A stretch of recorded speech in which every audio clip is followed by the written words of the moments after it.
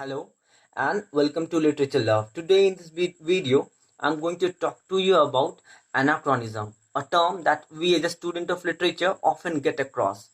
तो ये anachronism होता क्या है? When we see it from outside, when we see anachronism, we find it very intimidating. और मेरे ऐसे normal student के लिए, हमारे ऐसे normal student के लिए जो when we don't speak English as our first language, so when we see words like anachronism, we get intimidated, and when we as a student find it very bombastic, find it very pompous.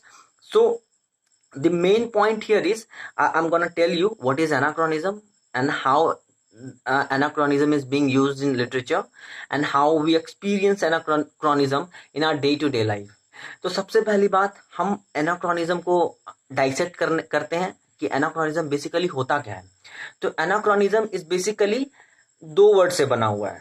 When we talk of anachronism, it is a Greek word and it is made up of two words, two individual words. The first word, that is ana, which means against, and the second word, that is chronos, which is time. So when we are talking about anachronism, we say against time. So when I say कि something is anachronistic or something has an element of anachronism, so what do I mean and what other people mean is that कि whenever there is an error in chronology, that is what we call anachronism. और जब भी हम किसी भी context में बात करेंगे कि कभी किसी और टाइम पीरियड का कोई चीज हो, वो किसी और टाइम पीरियड में लेके आते हैं, दोनों को एक साथ जक्स्टापोज करते हैं, that is what we called anachronism.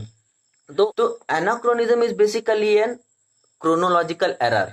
Chronological error मतलब क्या कि 200 साल पहले कभी कुछ हो रहा होगा उस कंटेक्स्ट में, उसके बाद वाला चीज अगर आप कुछ दिखा रहे हैं, जैसे recently you would have come across a very prominent series, web series with Games of Throne. तो गेम्स ऑफ थ्रोन में what they have done is they have shown a coffee mug of Starbucks in there one of the episodes. Like तो coffee mug Starbuck is a very recent development, लेकिन जो Game of Thrones जो है, Game of Thrones is basically a very older setting. वो ऐसा नहीं है कि आज के टाइम में वो उसका थीम रखा गया है या आज के टाइम पे वो कुछ ऐसा. Game of Thrones is basically वो जो राजा महाराजाओं वाला सीन था, जो इंग्लैंड में राजा महाराजाओं वाला सीन था, तो उस टाइम को पोर्ट्रे कर रहे हैं. और उस टाइम पे जब आप पोर्ट्रे कर रहे हैं और उस टाइम पे and you are trying to show that Starbucks वाला मग, तो that is what we call anachronism. अभी रिसेंटली मैंने कुछ एक I saw one photo in which Abraham Lincoln was with a radio. तो when you talk of radio was something that was developed after the death of Abraham Lincoln. तो Abraham Lincoln जब थे भी नहीं, जब जिस टाइम पे radio था नहीं, उस टाइम के अब्राहम लिंकन थे. अब्राहम लिंकन के मरने के बाद रेडियो आया. तो how come Abraham Lincoln take that radio in that photo? तो that is what we called anachronism. तो एनाक्रोनिज्म दो तरह से एनाक्रोनिज्म यूज हो सकता है. एक एनाक्रोनिज्म जो होता है वो इंटेंशनल होता है, दूसरा अनइंटेंशनल होता है. तो एनाक्रोनिज्म में हम बेसिकली जो इंटेंशनल होता है वो हम जान के डाल रहे होते हैं कि हमें मतलब इसको कुछ किसी और चीज को पोर्ट्रे करने के लिए हमें चाहे रेटरिक की तरह यूज करना है या हमें कोई मैसेज देना है या इसको पॉलिटिकली मोटिवेटेड एनाक्रोनिज्म है, तो ये इंटेंशनल होता है. अनइंटेंशनल कैसा हो सकता है कि suppose I am a writer and I am writing something, I am writer, I am writing something, और शायद ऐसा हो सकता है कि I may not know about a time period which is a fact. As a writer I should know the time period, लेकिन ऐसा हो सकता है कि कभी मेरे को टाइम पीरियड के बारे में पता ना हो, तो मैंने उसको गलत लिख दिया और दो चीजों को एक साथ मिला के रख दिया. जैसे 1947 का अगर हम देखते हैं तो 1947 में जब भारत आजाद हुआ, तो उस टाइम पे हो सकता है कि हमें एग्जैक्ट डेट पता, मतलब एग्जैक्टली डेट तो पता होना चाहिए, लेकिन ऐसा हो सकता है कि 1947 में कुछ ना हुआ हो सके कुछ ऐसा चीज है जो 1957 में हुआ हो, और गलती से हम 1957 की चीजों को 1947 में डाल दें. जैसे फर्स्ट जनरल इलेक्शन कब हुआ था? 1952 में हुआ था शायद. तो अगर वो फर्स्ट जनरल इलेक्शन को हम 1947 के टाइम में, उसका सीन अगर 1947 के टाइम में डाल दें, तो ये हो जाएगा एनाक्रोनिज्म. तो basically anachronism is a misplacement of events, objects. Misplacement in what context? Misplacement in a time frame. कोई कभी किसी और टाइम पीरियड के और किसी और टाइम पीरियड में दिखा रहे. जैसे कि आप देख रहे हैं, अगर मूवीज की बात करें तो you would have seen Forrest Gump. में क्या होता है कि जो एक्टर होता है ही इज इन, जो 1975 का सेटिंग है वो आई एम टेलिंग यू कि दैट सीन इज फ्रॉम 1975, वो 1975 का सीन है। तो उस टाइम में the actor is investing in Apple company.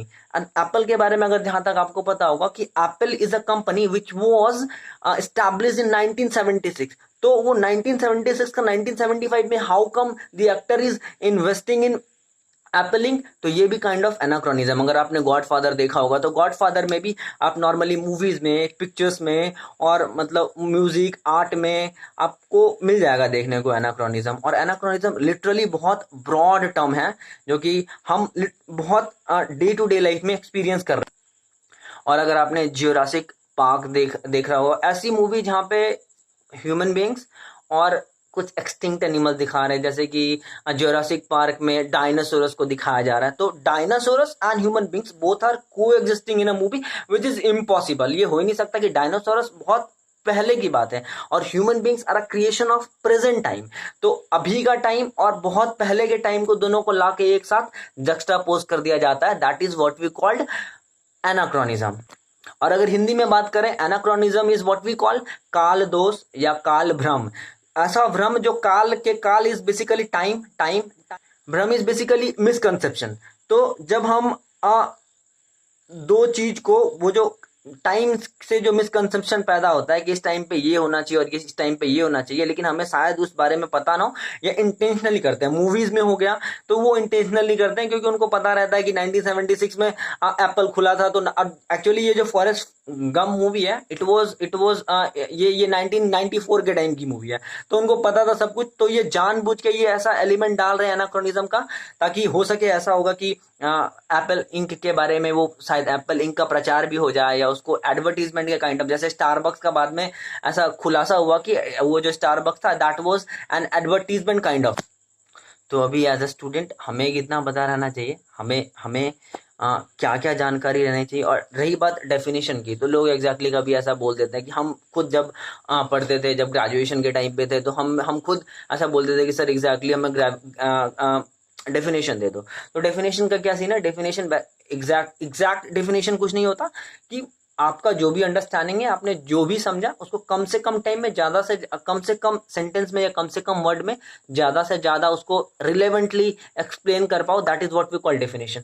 तो इस कंटेक्स्ट में सबसे पहले जो 3-4 एलिमेंट हम इसमें डालेंगे कि क्रोनोलॉजिकल एरर होगा। क्रोनोलॉजिकल एरर कैसा होगा, तो जब क्रोनोलॉजिकल एरर कैसा होगा कि मतलब किसी और टाइम पीरियड का चीज किसी और टाइम पीरियड में we are attributing it to some other time period.